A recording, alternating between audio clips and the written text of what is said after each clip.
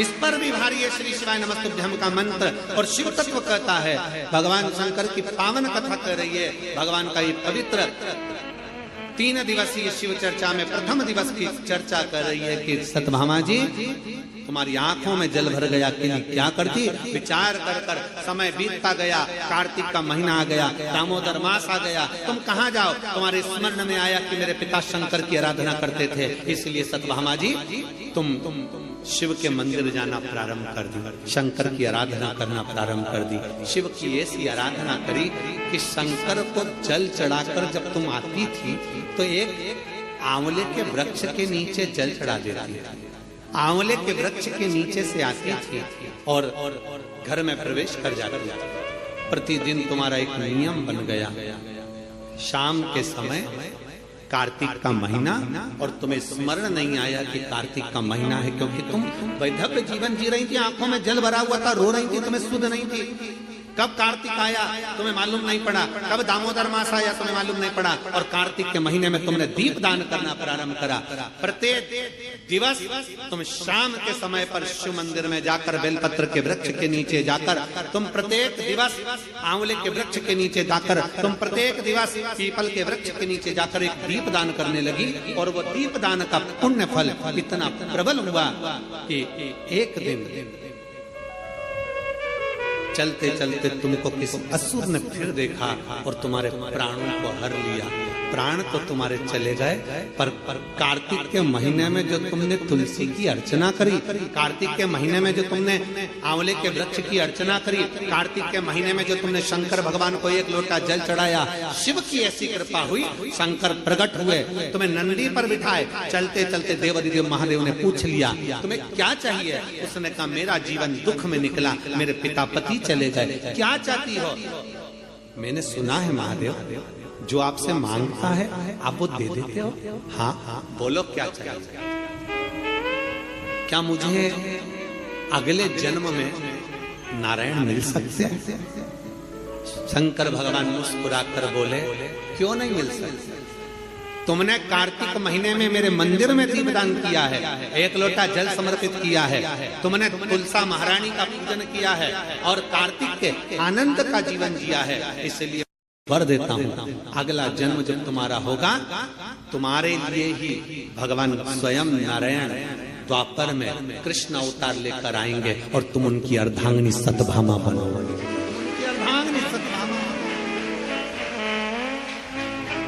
ये पुण्य हमारे जीवन का एक आनंदमय पुण्य है। सत्यभामा जी ने कई बार भगवान कृष्ण से पूछा ये पुण्य की प्राप्ति, ये सुंदर कल्प वृक्ष की प्राप्ति मुझे कैसे हो गई? तो भगवान ने कहा तुमने 5 दिवसीय जो कार्तिक महीने का कृष्ण पक्ष का जो आनंद और शुक्ल पक्ष का जो आनंद लिया है उसका ही फल ये। और उसी कार्तिक के महीने की दीपावली पर्व, लोग कहते हैं दीपावली 1 दिन की है। शिव महापुराण की कथा में स्कंद पुराण के अंतर्गत शास्त्रों में वर्णन आता है कि देव दीपावली में भी पीछे पचवीगन स्नान का फल मिलता है और कार्तिक महीने की इस अमावस्या के अंतर्गत भी 5 दिवसीय दीपावली महापर्व का आनंद मिलता है। धनतेरस, रूप चौदस, दीपावली, पड़वा और दुर्ज, ये 5 दिन तक दीपावली महापर्व चलता है। दीपावली महापर्व में हम क्या कर सकते? हम क्या भगवान को दे सकते? अभी आपको कहा कि सारी दुनिया लक्ष्मी को चाहती है, पर लक्ष्मी से कोई पूछे कि तू क्या चाहता है, लक्ष्मी से कोई पूछे तुम क्या चाहती है, तो लक्ष्मी जी भी कह देगी बस मैं इतना चाहती हूँ कि महादेव के प्रति, भगवान के चरणों के प्रति आपका विश्वास जहाँ पर बढ़ा, आपका विश्वास जहाँ प्रबल हुआ, लक्ष्मी जी कहती है वहां पर मैं हमेशा खड़ी हूँ और तुम्हारे घर में हर पल में। पूजन का विधान बताते हुए स्वयं शास्त्र वर्णन करता है हमारे यहाँ। धनतेरस के दिन की जो पूजन है, उस धनतेरस के दिन की पूजन में आप अपने घर में जितनी भी अब लक्ष्मी की पूजन जब आप करें, दीपावली की पूजन करें, उसमें मुहूर्त देखिए, मनाना, मुहूर्त पूछिए, मनाना। कोई मुहूर्त लिखा हुआ है उसका स्मरण करें। धनतेरस की पूजन करने में, रूप चौदस की पूजन करने में, पड़वा की पूजन करने में, दूज की पूजन करने में आपको मुहूर्त की जरूरत नहीं। आप तो प्रदोष काल शाम का जो प्रदोष काल का समय होता है, उस समय पर बड़े प्रेम के साथ में, आनंद के साथ में, एक सुंदर आनंद से अगर घर में मार्बल या कोटा फर्श वगैरह लगा हो तो कपड़े से ही पोंछ लो, और अगर कच्चा मकान हो तो गोबर से थोड़ा सा लीप कर सुंदर आनंद के साथ में भगवान का जहाँ मंदिर, देवालय, शिवालय है, बड़े आनंद से आपके घर में जो पूजन का जगह है, उस पूजन के जगह पर थोड़ा सा लीप कर या कपड़ा फेर कर वह आनंद के साथ एक सुंदर चौक पूर लीजिए, और चौक पूर कर उसमें थोड़ा सा चावल दाना या गेहूं का दाना रखकर उस पर एक चौरंग, चौकी, पाटा जो भी आप रख सकते हो उसको रखकर एक सुंदर वस्त्र बिछाकर एक सुंदर सी थाली में स्वस्तिक कंकु के रोली का एक स्वस्तिक बनाइए, बनाकर उसको थाली के ऊपर, उसको पाटे के ऊपर जो कपड़ा बिछा है उसके ऊपर रख दीजिए। रखकर घर में कोई चांदी का सिक्का हो, चांदी का सिक्का ना हो, चांदी का कॉइन ना हो तो अपना जो कॉइन आता है, 1 का सिक्का, 2 का सिक्का, जो भी कॉइन आता है वो रख दीजिए। और रखकर उसको जो मोली आती है, लच्छा बांधने वाला, हाथ में बांधने का जो नाड़ा आता है, मोली होती है लच्छा, उससे उसको हल्दी लगाकर लपेट दीजिए और बाबा को उस थाली में रखकर सुंदर आनंद के साथ में माता लक्ष्मी का स्मरण करते हुए 7 दिए घी के, लंबी बाती, एक दिया तेल का दिया लक्ष्मी जी के लेफ्ट हैंड। जैसे लक्ष्मी जी को जब पूजन करने बैठोगे तो लक्ष्मी जी का मुख आपकी ओर होगा कि नहीं होगा? आप ऐसे बैठे हो तो लक्ष्मी का मुख आपकी ओर, तो दिया आएगा इस ओर। मतलब आप जब पूजन करने बैठोगे तो आपका जो सीधा हाथ होगा लक्ष्मी जी का वो उल्टा, उस उल्टे हाथ की ओर एक तेल का दीप लगाकर लंबी बाती का और 7 दिए लंबी बाती के घी के, आटे के दिए वो एक प्लेट में, एक थाली में रख लीजिए। पूजन का सामान, कंकु, चावल, रोली, मोली, हल्दी की गांठ, अमरवेल, कमलगट्टा, खड़ा धना, गुड़, ये सब सामग्री रखकर कुछ भोग लगाने की सामग्री, कुछ धूप बत्ती आदि, इत्र आदि सामग्रियां रखकर, पुष्प आदि रखकर, जो क्वाइन तुमने रखा है, सिक्का तुमने रखा है, 7 दिए सीधे हाथ पर लक्ष्मी, 7 दिए जो तुमने आटे के बनाए हैं उसमें लंबी बत्ती कर सीधे हाथ पर जलाएं। उल्टे हाथ पर तेल का दिया जलाकर पूजन की थाली में जो सामग्री रखी है जल का छींटा देकर बड़े प्रेम के साथ वस्त्र समर्पित कर और रोली, चंदन, मोली, हल्दी जो भी है, मेहंदी आदि सब सामग्री समर्पित कर 5 अमरवेल के टुकड़े, 7 कमलगट्टा,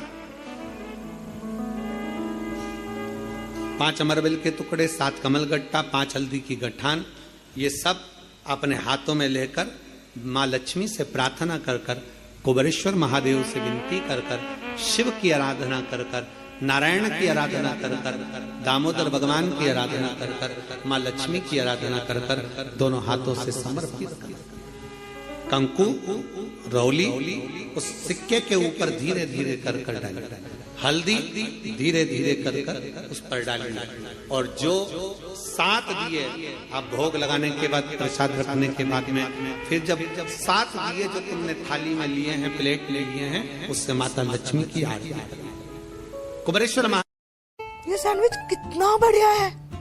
के बाद में फिर जब 7 दिए जो तुमने थाली में लिए हैं, प्लेट में लिए हैं, उससे माता लक्ष्मी की आरती कुबेरेश्वर महादेव का स्मरण कर आरती करिए। आरती रख दो, पर आरती को लेना नहीं, आरती भगवान की, भगवान को समझ। आरती झोली पसार कर माता लक्ष्मी से प्रार्थना करिए, माँ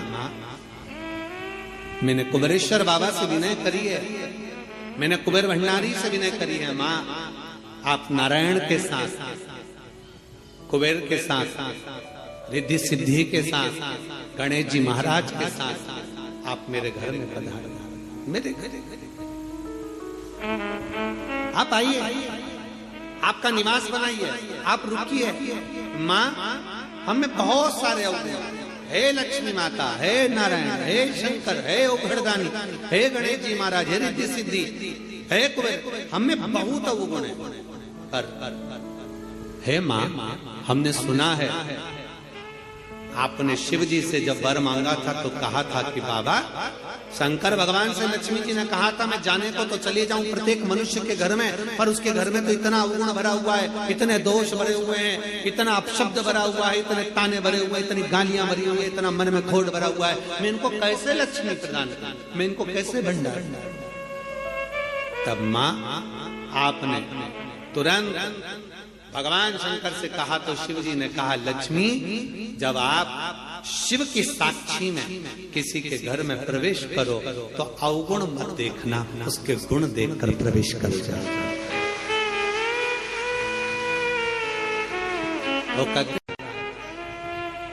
स्कंद पुराण में कार्तिक महत्तम वर्णन कर रहा है और बड़े प्रेम से भगवान कह रहे हैं कि इस कार्तिक के महत्तम में, इस कार्तिक के महत्वता में आज आप सबने धनतेरस पूजन की महत्वता को जाना।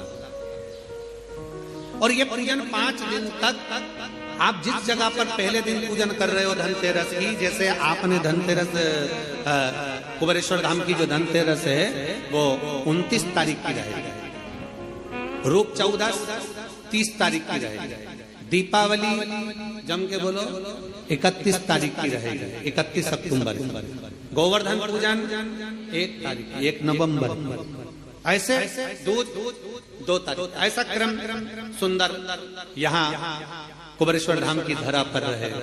तो आप लोग जो पूजन करेंगे 29 तारीख को धनतेरस की प्रदोष काल, कोई समय प्रदोष काल का देखकर बड़े प्रेम से लीप कर, चौकी रखकर, बड़े आनंद के साथ में कपड़ा बिछाकर, उस पर थाली रखकर सुंदर भाव के साथ धनतेरस की पूजन करो और मेरे कुबेरेश्वर महादेव का स्मरण करो कुछ देर बैठकर, क्योंकि लक्ष्मी को भी और कुबेर को भी देने वाला अगर कोई है तो वो देव अधिदेव महा देने वाले। प्रयास करो भगवान शंकर की आराधना में जो सुख है, शिव की भक्ति में जो आनंद है, शंकर की आराधना कर कर, शंकर की साक्षी रखकर, श्री शिवाय नमस्तुभ्यम। हमने पहले भी कथा में कहा, दीपावली के समय पर बाजार में भी जाओ तो दिवाली के समय पर वहां पर मार्केट में भी कहो कि भैया हमको एक स्टिकर चाहिए, काय का स्टिकर, कहना श्री शिवाय नमस्तुभ्यम का चाहिए। क्या करोगे? दरवाजे पर लगाना है। क्यों? क्योंकि हमने सुना है, शिव महापुराण की विद्येश्वर संहिता में लिखा है कि श्री शिवाय नमस्तुभ्यम बोलने वाले के मुख का मात्र दर्शन कर लो तो हमारे सारे पाप क्षीण हो जाते हैं, हजारों अश्वमेध यज्ञ का फल प्राप्त हो जाता है और हमारे कार्य सफल हो जाते हैं। तो सामने वाला व्यक्ति जब दरवाजा बंद होगा उस पर श्री शिवाय नमस्तुभ्यम लिखा होगा, सामने वाला कोई भी आएगा, पड़ेगा, दरवाजा बजाएगा, जितनी देर खड़ा रहेगा उतनी देर पड़ेगा, श्री शिवाय नमस्तुभ्यम। तुम दरवाजा खोलोगे, उसके मुख का दर्शन करोगे तो भी तुम्हारा कल्याण हो जाएगा। 2 फायदे, हमारा लाभ उसमें है, शिव तत्व की प्राप्ति हो। जब महालक्ष्मी आनंद के साथ में धनतेरस का पूजन करो, कल कथा में अपन रूप 14 की पूजन की महत्वता जानेंगे। फिर उसके आगे तीसरे दिन की कथा है 2 बजे से 5 बजे तक, उसमें अपन दीपावली पूजन को जानेंगे। फिर उसमें अपन एकम की पूजन का जानेंगे, गोवर्धन पूजन के दिन का महत्व की पूजन कैसे करना, फिर उसका वर्णन अपन दूज की पूजन का जानेंगे। ऐसे अपन पूरे 5 दिवसीय पूजन की महत्वता का स्मरण करेंगे। 5 और भगवान शंकर से करना चाहती थी, पर नारायण भगवान शिव की आराधना में लगे रहे। पूछ लिया देवादिदेव महादेव ने, नारायण क्या बात है, अभी मेरी आराधना ज्यादा कर, क्या हो क्या गया? नारायण कहते हैं, प्रभु वो ख्याति देवी लक्ष्मी जी की माँ, उनका विवाह आपके साथ करना चाहता हूं।